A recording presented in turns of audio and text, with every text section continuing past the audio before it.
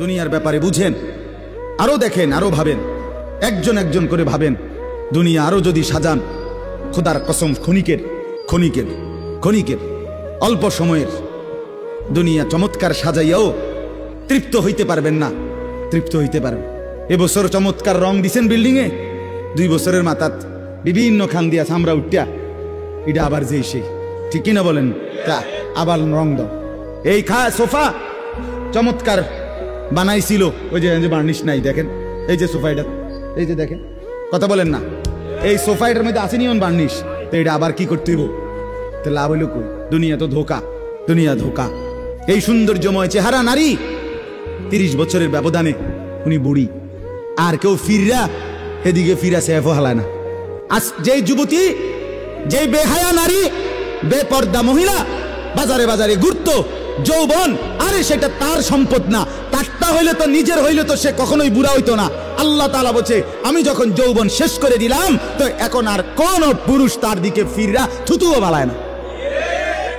দুনিয়া এক অবস্থায় থাকে না, এক হালাতে থাকে না বাপ। এই জন্য ছেলেদেরকেও বলি, বাপ জিন্দেগি সুন্দর করো। তোমার এই হাসি থাকবে না, তোমার এই সুস্থ সুন্দর সুঠাম দেহ থাকবে না। আন্তরিকতা নিয়ে শুনলে, নিজের ভিতরে নেক মানসিকতা যদি থাকে, গ্রহণ করার মানসিকতা, তাহলে অল্প কথাতেও ফায়দা হয়। আর গ্রহণ করার মানসিকতা না থাকলেও 50 বছর শুনলেও গুনার অভ্যাস ছুটে না। দেখেন না 70 বছরের বুড়া মানুষ চা দোকানে টেলিভিশন দেখে, তাহলে এত বড় বুড়ো মানুষ, মুরব্বী, উনি এখনো যদি বিড়ি খায়, সিগারেট খায়, এখনো যদি চা দোকানে টেলিভিশন দেখে, তো ওনার এই মন্দ অভ্যাস, বদ অভ্যাস কত বছর পরে ছুটবে? উনি আরো কয়শো বছর বাঁচলে গিয়া বুঝবে এটা গুনাহ। আর ওনার আর মেয়াদ আছে কি? এই জন্য বললাম, আপনি খবর নিলে দেখবেন 30 বছর মসজিদে আসা যাওয়া করে ঠিকই, কিন্তু যথাযথ আন্তরিকতা, দিলের মধ্যে আখেরাতের কোনো মানসিকতাই নাই, নিজেকে বদলানোর অনুভূতিই নাই, ফিকিরে নাই, সোজা কথা। পরকাল বলতে কিছু, এখন যা আছি তাই, এখন সুখে থাকলে সুখী দুনিয়া, এখন দুঃখে থাকলে দুঃখী। জিফুদ যদি ঠিকমতো খানা খাদ্য খাওয়ায় খুশি, ঠিকমতো খানা খাদ্য নাই দুঃখী। এই মানে দুনিয়া পেলে খুশি, দুনিয়া না পেলে দুঃখী। লাভ লোকসান, আয় ব্যয়, হিসাব কিতাব, সুখ আনন্দ, দুঃখ বেদনা, হাসি কান্না, আবেগ অনুভূতি, সবটাই শুধুই দুনিয়াকে কেন্দ্র। এখানে কি পেলাম, এখন কি পেলাম? ইনহিয়া ইল্লা হায়াতুনা দুনিয়া নামুতু ওয়া নাহইয়া। আল্লাহ তাআলা বলেন, নাফরমান আর পাপীদের জীবন কেমন হয়? কোরআনে আল্লাহ বলছেন, তাদের অবস্থা হয় এমন যে তারা বলে জীবন কেবলই দুনিয়ারটা, আর কোথাও জীবন নেই, আর কিছু নেই। নামুতু ওয়া নাহইয়া, এখানেই মরবো, এখানেই বাঁচবো। ওমা নাহনু বিমাবউসিন। আল্লাহ বলেন, নাফরমানদের দিলের মধ্যে এই বিশ্বাস যে আমাদেরকে পুনরায় কোথাও উঠানো হবে না। আল্লাহ যে বলছেন হাসরের ময়দানে তোমাদেরকে উঠানো হবে, সুম্মা ইন্নাকুম ইয়াউমাল কিয়ামাতি তুবআসুন। আল্লাহ তাআলা বলেন, তোমাদের প্রত্যেককে কিয়ামতের দিন হাসরের মাঠে তোলা হবে। আল্লাহ বলেন, বেঈমানের দিলে এটা থাকে না। তার কথা হলো প্রাপ্তি অপ্রাপ্তি, লাভ লোকসান, ভালো মন্দ, হাসি আনন্দ। ছেলে বিদেশ থেকে টাকা পাঠাইতেছে, ছেলে বিদেশ থেকে টাকা টোকা ঠিক মতো দেয় না, বা কামাই রোজগারি কম, জিজ্ঞাসা করবেন কেমন আছেন, কি এর বালা? আমরা আর বালা কি? হ্যাঁ, কি সমস্যা কি তা চাচা? এ ফোলাগারে কত ঋণ ফিন কইরা সুদে টাকা নিয়া, কিস্তিতে টাকা লইয়া বিদেশ পাঠাইছি, তেয়ন টাকা পয়সা পাঠায় না, আর বালা কি? তাহলে উনি দুঃখী কেন? টাকা নাই, আবার টাকা পাঠাইতেছে। মাশাআল্লাহ, পান খাওয়ার স্টাইলই আলাদা, চা খানার ঢঙই আলাদা, কথাবার্তার স্টাইলই ভিন্ন। কেমন আছেন? আসি আল্লাহর রহমতে, আপনাকে দোয়ায়, 10 জনের দোয়ায় আল্লাহ ভালোই রাখছে। কেমনে ভালো? এতে আল্লাহর রহমতে টাকা পাঠায়, তার মা আমি আমরা মিল্লা খাইয়া পইরা ভালো আছি। তাহলে ভালো থাকে দুনিয়া, ভালো থাকলে ভালো নাই দুনিয়া, ভালো না থাকলে তো আখিরাত, কবর, মৃত্যু পরবর্তী জিন্দিগি, সের জন্য কি ব্যাপার? তার জন্য কোনো আলোচনা লাগবে না, এর জন্য কোনো কথা নাই। তাইলে কারো মধ্যে এই আলোচনা নেই, স্বামী স্ত্রী পরস্পরের আলোচনা, এই ঘর সংসার বাজার, খাট ফার্নিচার, পালং সোফা, আসবাবপত্র, গহনা অলংকার, এই নিয়েই পেরেশান, এই নিয়ে জিন্দিগি এর মধ্যেই আবদ্ধ। তো আখেরাত তাহলে কার জন্য? পরকাল কার জন্য? আমরা মুসলমান, আমরাই যদি পরকাল না চিনি, না বুঝি, আমাদের উচ্চারণে, আমাদের অনুভূতিতে, আমাদের আচরণে, আমাদের কথাবার্তা উঠা বসার মধ্যেই যদি পরকালের কোনো নমুনা দেখা না যায়, তো হিন্দু বৌদ্ধদের মধ্যেই দেখা যাবে। কথা উত্তর দেন। কবর, হাসর, আখেরাতের চিহ্ন ভেসে ওঠার কথা চালচলনে মুসলমানদের মধ্যে না কাফেরদের মধ্যে? মুসলমানদের মধ্যে। কথা তো ছিলই। আল্লাহর প্রিয় বান্দারা, অসংখ্য আল্লাহর নেক বান্দাদের জীবনে আছে রাত্রিতে ঘুমাইতেন না। জিজ্ঞেস করতে, কেন ঘুমান না? বলছে জাহান্নামের ভয় ঘুমাতে দেয় না, কবরের ভয় ঘুমাইতে দেয় না। হযরত আবু বকর সিদ্দিক রাদিয়াল্লাহু তাআলা আনহুর মতো সাহাবী আফসোস করে বলতেন, হায়, আমি যদি একটা গাছের পাতা হতাম, আমাকে যদি একটা চতুষ্পদ জন্তু, গরু কিংবা ছাগল, সেই পাতাটা যদি খেয়ে ফেলত, অর্থাৎ আমি যদি মানুষ না হতো। অথচ কি পরিমাণ আমলের অধিকারী ছিল। হযরত ওমর রাদিয়াল্লাহু তাআলা আনহুর চেহারা, কপালের দুই পাশ থেকে লম্বা অঝরে কান্নার কারণে দাগ পড়ে গেছিল। হযরত ওমর রাদিয়াল্লাহু তাআলা আনহুর ইন্তেকালের মুহূর্তে হযরত আব্দুল্লাহ ইবনে আব্বাস সাহাবী, তিনি বলছিলেন, আপনাকে আল্লাহ তাআলা অনেক মর্যাদা দিয়েছেন, আপনি 10.5 বছর মুসলমানদের খলিফা ছিলেন, আপনার মাধ্যমে আল্লাহ তাআলা দিক দিগন্ত মুসলমানদের বিজয় দান করছেন। কত রাজ্য, কত এলাকা আপনার এই 10 বছরে বিজয় হয়েছে। আপনার অনেক সম্মান, অনেক মর্যাদা, অনেক গুণ, অনেক বৈশিষ্ট্য। হযরত ওমর রাদিয়াল্লাহু তাআলা আনহু কিতাবের মধ্যে আছে, উনি চোখের পানি ফেলে বললেন আব্দুল্লাহ ইবনে আব্বাসকে, শোনো, আমি আল্লাহ তাআলার কাছে এতটুকু আশা করি শুধু যে আল্লাহ, আমার জীবনের যা নেকি আর আমার জীবনের যা গুনাহ, কমপক্ষে আমার নেকিগুলো যেন আমার গুনার মোকাবেলায় বরাবর হয়। অর্থাৎ এতটুকু নেকি যেন কমপক্ষে হয় যে গুনাহগুলোকে মোচন করে দেয়, নেকিগুলো দিয়ে গুনাহগুলো যেন মিটে বরাবর হয়। এদ্দুরও যদি হয় তো আমি আল্লাহর কাছে সন্তুষ্ট নিজেকে মনে করি, আমার এদ্দুরে সারবে। অর্থাৎ নিজের এই বিপুল পরিমাণ নেক আমলকে কিছুই মনে করেন, সামান্য। তা আমাদের পুঁজি কোথায়? আমাদের এই শুক্রবারের শুধু সপ্তাহে একদিনের জুমার নামাজ, এটাই আমাদেরকে জান্নাত এনে দিবে, ঠিক না? হ্যাঁ, মাঝে মধ্যে গরিব দুঃখীকে 2 টাকা 5 টাকা দিলে এতে আমাদের বেহেশত চলে আসবে, ঠিক না? বলেন। এজন্য বললাম, আমরা প্রত্যেকে আন্তরিকতা নিয়ে ভেতরে যারা মনোযোগ দিয়ে শুনে দেখবেন, আমার আপনার ভেতরে যদি অনুভূতি তৈরি হয়, ভাবনা তৈরি হয়, ফিকির আসে, লাভ। সবাই একসাথে হবে না, সবাই একসাথে বদলায় না, সবাই একসাথে পরিবর্তন হয় না, কারো কপালে পরিবর্তন হয়ই না, বদনসিব। কারো সময়ের ব্যবধান হয়। আমাদের প্রিয় নবী সাল্লাল্লাহু আলাইহি সাল্লামের কাছে যারা সাহাবী হয়েছেন, কালেমা পড়ছেন, তারা প্রত্যেকেই প্রথম দিনেই তো সবাই কালেমা পড়ছেন, ঠিক না? বুঝেন নাই কথা?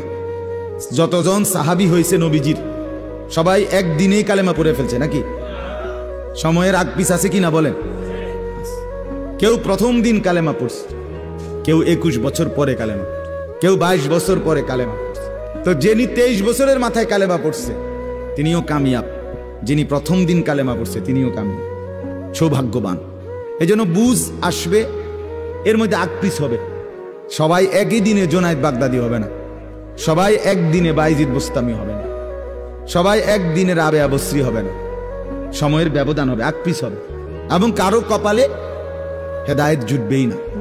ইন্নাকা লা তাহদি মান আহবাবতা, আল্লাহ তাআলা আমাদের নবী সাল্লাল্লাহু আলাইহি সাল্লামকে বলছেন, আপনি খুব চাইলে, ভালোবাসলে আপনি নিজে কাউকে হেদায়েত দিতে পারবেন না। সেখানে আমি কি? কথা বলেন না। সেখানে আমাদের কোনো পাত্তা আসেনি কোনো। খুদ রাসূলকে আল্লাহ বলছে, হে নবী, আপনি চাইলে হবে না, আমি চাইতে হবে।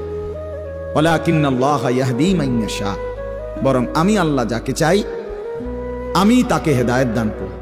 তাহলে মূলত হেদায়েত দেয় কে? ফয়সালা কার হাতে? আমার বলা, আপনার শোনা, কোনোটাই মূল বিষয় না। মূল বিষয় হলো এটা একটা উসিলা ধরা, কিন্তু মূল ফয়সালা কার হাতে? ওয়ালাউলা ফাদলুল্লাহি আলাইকুম ওয়া রাহমাতু মাজ। এই বেটা, মোবাইল না ধরতে মানা করছি। সুন্দর করে বললে হয় না। অনেকের খাসিয়ত এতটাই যে ধমক না দিলে, কথা বুঝছেন না, এটা তার একটা তবিয়ত হয়ে গেছে। না, আমারে এমনি করলে আমি বুঝতাম না, আমার ধমকাই তুই। বদ অভ্যাস মানে জিন্দিগির একটা মিনিট একটা মিনিট লজ্জা শরম কিচ্ছুর কোনো ধার ধারে না ছেলেরা। মোবাইল ছাড়া 1 মিনিট থাকতে রাজি। এবারে মা দেখুক, নাহলে বাফে দেখুক, নাহলে হুজুর দেখুক, নাহলে একবার আব্দুল কাদের জিলানি দেখুক, আমার এতে কোনো অসুবিধা নেই। আমার দরকার মোবাইল। মোবাইল আছে, আমি আছি, খালাস। আমার জিন্দিগির এবার ইজ্জত থাক বা না থাক, আমার চরিত্র থাকুক বা না থাকুক, আমার আল্লাহ খোদা আখেরাত পরকাল কিচ্ছু না থাকুক, আমার মোবাইল আছে, খালাস। আমার জিন্দিগি সার্থক। এই হলো জিন্দিগি, মানে জীবনটাই মোবাইল, মোবাইলটাই জীবন। বেঁচে আছে মোবাইল টিপবার জন্য, মোবাইল বানানো হয়েছে তার কাছে পৌঁছবার জন্য। আজ ছেলেদের হালাত মানে বেঁচেই আছে এটার জন্য, বেঁচেই আছে। জিন্দিগিটাই এটার সাথে সম্পৃক্ত, জীবনটাই এটার সাথে। পৃথিবীতে কোনো যুগে, মনে রাখবেন এই পৃথিবীর ইতিহাস এটা, পৃথিবীতে কোনো যুগে একসাথে সম্মিলিতভাবে যুব সমাজ এত বেশি গাফেল, অকর্মণ্য, অপদার্থ কোনো যুগে হয় নাই একসাথে। এখন যেটা, আগে একটা সমাজে একটা এলাকায় বখাটে দুশ্চরিত্র একজন ছিল, দুইজন ছিল, চিহ্নিত, কথা বোঝেন নাই, চিহ্নিত, তারে মানুষ চিনত, তে চোর, গ্রামে চুক্তি হয়তো একজন, তে একটু খারাপ, তার লগে মিশ্র না। কিন্তু এখন ভদ্রঘরের ছেলে, স্বাভাবিক ঘর থেকে বের হইছে মুসলমানের ছেলে, দিনের পর দিন, রাতের পর রাত 1 ওয়াক্ত নামাজ পড়ে না। এতে মা বাবারও কোনো আফসোস নাই, এলাকাবাসীরও কোনো আফসোস নাই, পাড়া মহল্লার সর্দার মাতব্বর কারো কোনো আফসোস নেই, কারো মুখে এই নিয়ে কোনো আলোচনা নাই যে কি আমগো এলাকার যে ফোলাফাইন্ডি এগুলা যে কোনো নামাজই পড়ে না, আমগো সামনে দুষ্টামি করে, হাঁটাহাঁটি করে, আমরা কি এটা বলতে পারি না? এই অনুভূতিটুকু পর্যন্ত লোপ পাইছে। এত দুর্ভাগ্য মুসলমানের ইতিহাসে আর কখনো হয়নি। বেনামাজি আগেও ছিল, কথা বোঝেন নেই, বেনামাজি আগেও ছিল, এতটা গাফেল আগে ছিল, মা বাপ এত অসচেতন আগে ছিল, আগে ছিল।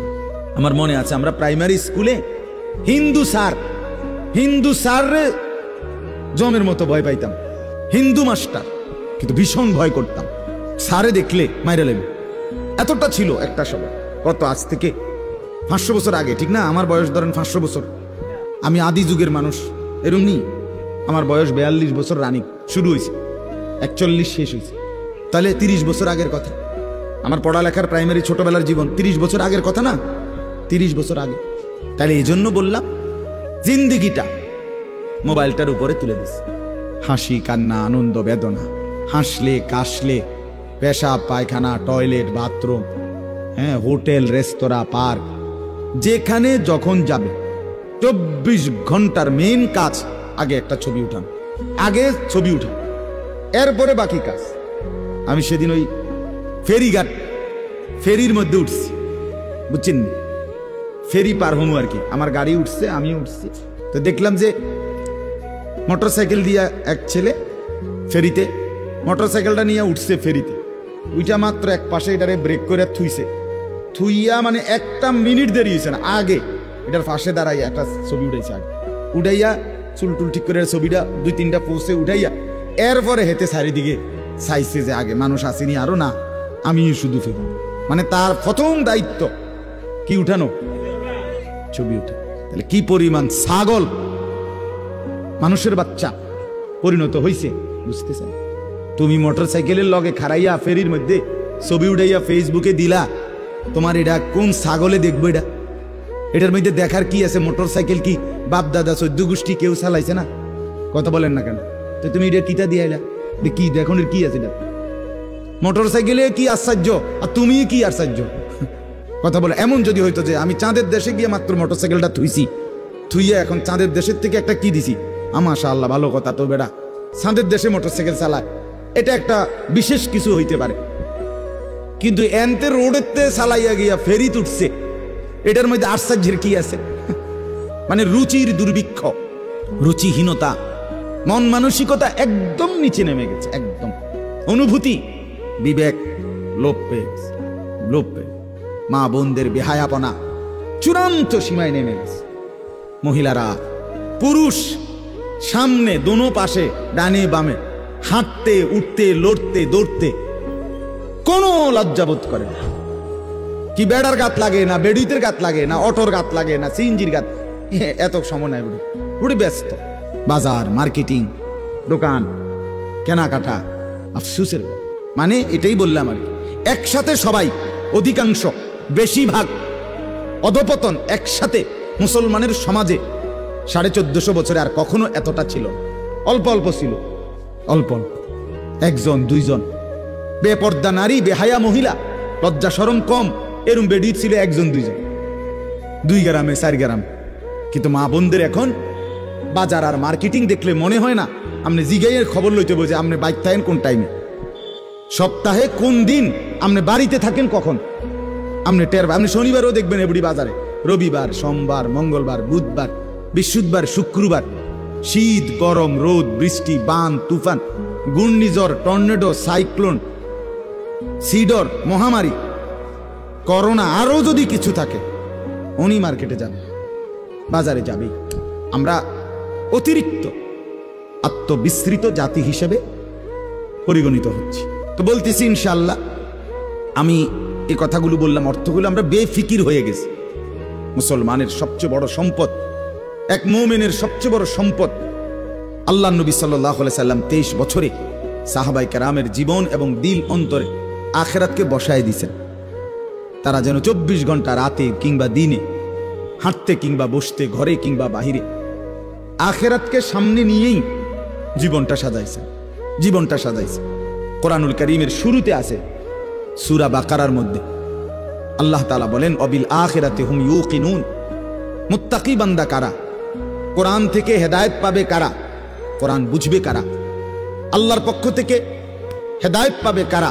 আল্লাহ বলেন এই গুণ যাদের, তাদের মধ্যে একটা হলো যারা আখিরাতের ব্যাপারে ইয়াকিন রাখে। ইয়াকিন শুধু বিশ্বাস না, বিশ্বাসটা একদম দিলের মধ্যে ইয়াকিন। আগুন জ্বালাইয়া ফেলে, এটা শুধু আমাদের ধারণা না, এটা আমাদের ইয়াকিন। ঠিকই না বলেন না? পানি ডুবাইয়া ফেলে, এটা আমরা শুধু ধারণা করছি না, বিষয়টা আমাদের এটার মধ্যে দিলের মধ্যে কি আছে? ইয়াকিন আছে। বরফের মধ্যে ঠান্ডা লাগে, এটা আমাদের ধারণা না, এটা আমাদের কি? ইয়াকিন। তার চাইতে বেশি ইয়াকিন আল্লাহ বলে যার অন্তরের মধ্যে আখিরাতের ব্যাপারে, সে মুত্তাকি, সে আমি আল্লাহর পক্ষ থেকে হেদায়েত প্রাপ্ত, সেই সফল, সেই জান্নাতি। ইয়াকিন পর্যায়ে থাকতে হবে। মানে 1 সেকেন্ড আমি যদি দুঃখে পড়তে পড়তে পড়তে জীবনের কোনো চাওয়া পাওয়া পূরণ নাও হয়, কিচ্ছু জীবনের আশা, কত সময় কত কিছু চাইছি, কিছুই পূর্ণ হইল না, খোদার কসম তবুও বিশ্বাস করতে হবে আল্লাহই সত্য, আখিরাতই সত্য। আবার পেতে পেতে আমি যদি গোটা দুনিয়াও পেয়ে যাই, তবুও আমাকে বিশ্বাস করতে হবে এটা স্থায়ী না, এটা কিছুক্ষণের, আমার আল্লাহই সত্য, আখিরাতই সত্য। যার কারণে সাহাবায়ে কেরামের মধ্যে যারা প্রচন্ড গরিব ছিলেন, ওনারাও শতভাগ বন্দিগি করছেন। সাহাবায়ে কেরামের মধ্যে যারা ভীষণ ধনী ছিলেন, তারাও শতভাগ বন্দিগি করছে। হযরত ওসমান রাদিয়াল্লাহু তাআলা আনহু ধনী ছিলেন। হযরত আব্দুর রহমান ইবনে আউফ রাদিয়াল্লাহু তাআলা আনহু অনেক বড় ধনী ছিলেন। 100 উট ওই জামানায়, নবীজির জামানায়, নবীজির ইন্তেকালের পরে 1 সালানে 100 উট বোঝাই মাল হযরত আব্দুর রহমান ইবনে আউফের মদিনার বাজারে সালান ঢুকতো, পাইকারি মাল আসতো 100 উটে করে। সেই যুগে, আজ থেকে 1300 বছর 1400 বছর আগে, আপনি বলেন তো কি পরিমাণ ধনী ছিলেন তিনি। একদিন শুধু হযরত আয়েশা রাদিয়াল্লাহু তাআলা আনহা, নবীজির স্ত্রী, বলছিলেন, আব্দুর রহমান, তোমার এই বিপুল মাল, এগুলার হিসাব দিতে দিতে তুমি তো হাসরের ময়দানে ফুল সিরাত পার হতে গিয়া তোমার কোমর বাঁকা হয়ে যাবে। আমরা কিতাবে পড়ছি সাহাবী আব্দুর রহমান ইবনে আউফ, ওনার উট 100 উটের মাল মদিনার বাজারে পাইকারি চালান নামাইতেছিল। তখন উনি এই সময় শুনছে এই কথাটা, ওনার কানে আসছে। সাথে সাথে সবাইকে ডেকে বলছে, ব্যবসায়ীদেরকে, বাজারের লোকদেরকে, তোমরা সবাই সাক্ষী থাকো, আমি আব্দুর রহমান আল্লাহকে কসম করে সাক্ষী রেখে বললাম, এই 100 উট বোঝাই মাল সহ আমি আল্লাহর রাস্তায় সদকা করে দিলাম। বিনিময়ে তবুও আমি কিয়ামতের দিন আখিরাতে ফুল সিরাত বাঁকা হয়ে পার হইতে চাই না, সোজা হইয়া পার হইতে চাই। আখিরাত হারাইতে চাই না, পরকাল হারাইতে চাই না। দুনিয়া হারাইয়ে ফেললাম, দুনিয়া হারিয়ে ফেললাম।